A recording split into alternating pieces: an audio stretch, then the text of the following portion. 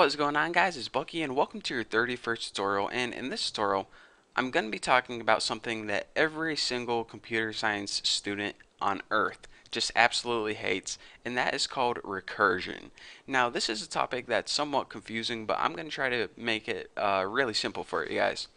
So what recursion is the idea that a function can call itself. Pretty weird, huh?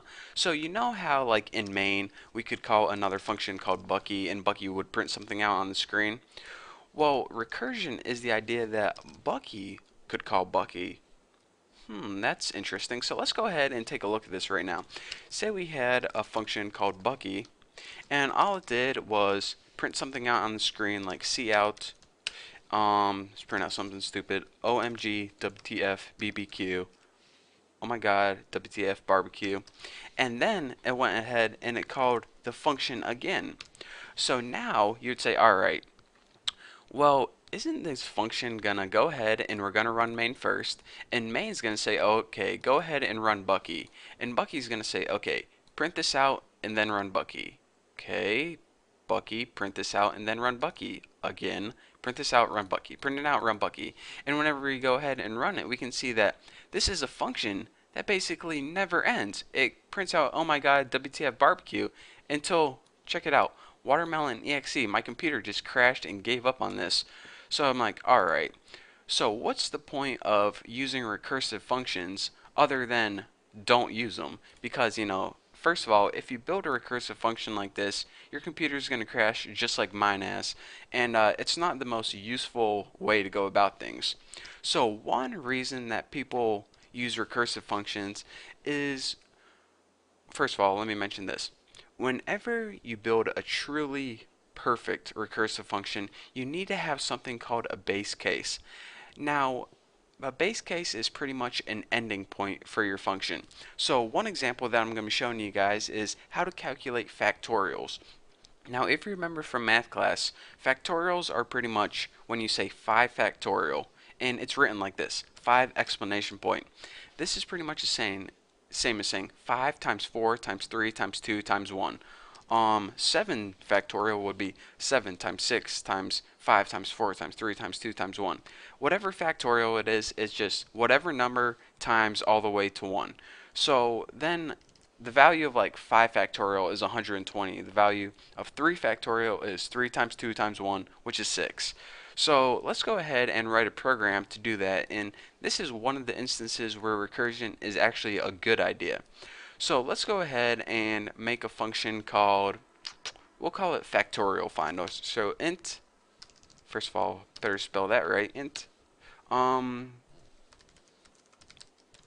factorial finder, I think I spelled that right, and it's going to take a parameter which is int x.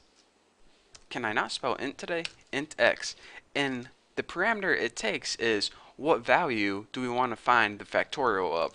So if we passed it in 5, hopefully it would give us 120. If we passed it in 3, it would give us 6, so on and so forth.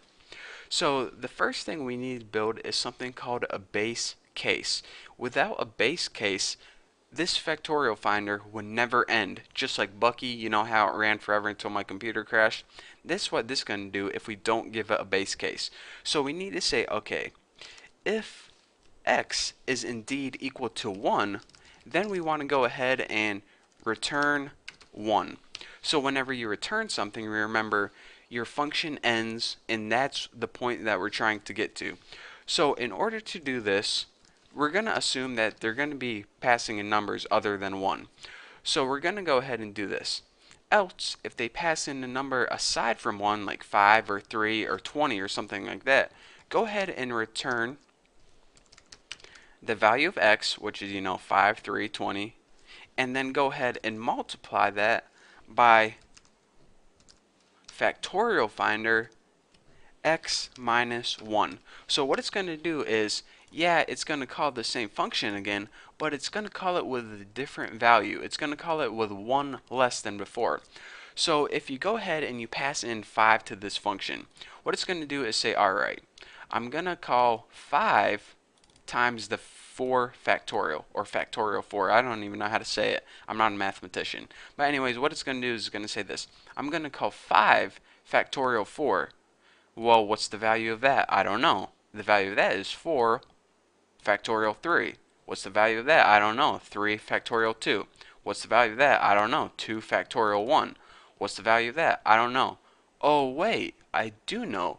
1 factorial is 1. So now that it has that bit of information, it can go ahead and solve the rest of the questions that it asks. You know how I said, I don't know, I don't know. Well, now it can say, alright, Bucky, 1 factorial is 1, so now I know that 2 factorial is 2, 3 factorial is 6, 4 factorial is 24, and 5 factorial is 120. So that way, you can see that whenever we go ahead and run this, factorial finder, there we go, I didn't feel like printing out the whole thing. That way, when you print out factorial finder 5, and let me just go ahead and end that line, and we run this program, it says 120. Yeah, it was 120, but there is a lot of stuff going on behind the scenes that the user didn't have to see. What it did is said, alright, it ran this function like 5 different times searching for 5 factorial, and then it called it again searching for 4 factorial, then did again searching for 3, 2, and finally when it got to 1, it could answer all the rest of those questions. So this is how you can use recursive functions in a useful way. Again, a recursive function is just using the function inside the function body itself. And remember, whenever you do this, you need to have a base case. You need to have an ending point that actually answers that question. So in this case, whenever they got to 1, it could solve the rest of its questions, because if we didn't have that base case, like before when we printed out OMG WTF barbecue, it would just run forever and ever and ever without an end. So that's why you need to give it a base case, in other words, a point to get to, where if it solves that question, then all the rest of the questions can be solved. So again, you guys can probably see why people hate recursive functions, but why sometimes you actually need it, because there's a lot of stuff going on behind the scenes that we don't get to look at, but we just have to, assume in theory that this is going to work. So it's a little bit different than regular programming in the fact that you don't explicitly call a function like this, that a function is going to call a function for you however many times it needs to. So there's a lot of theoretical programming that you need to think of, and a lot of different things that can go wrong with recursive functions. So that's why I wanted to show you guys a quick example of the bad way to use recursive functions and the useful way to use recursive functions. But now that I taught you guys that tutorial, we can finally, get over recursive functions. You will be happy to know that I don't use recursive functions a lot in programming, and we're probably going to be, done dealing with them for a while.